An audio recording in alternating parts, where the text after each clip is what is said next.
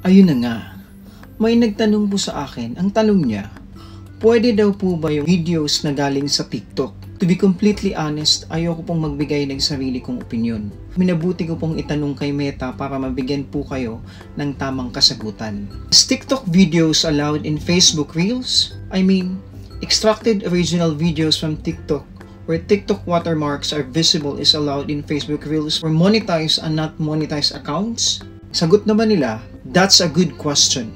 Please know that the moment you get monetized, all videos that contains third-party watermarks will be flagged. Sa madaling salita po, pag hindi ka pa monetized, okay lang po yun. Pero pag once na monetize po yung mga accounts nyo po, eventually, nagkakaroon kayo ng mga flag na accounts which is kailangan nyo rin po silang i-delete talaga later on.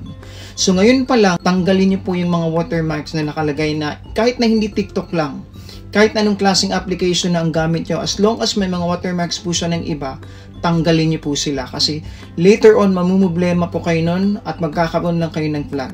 So mas mabuti talaga mag-upload po kayo ng mga videos nyo na wala po siyang mga watermarks ng ibang apps po.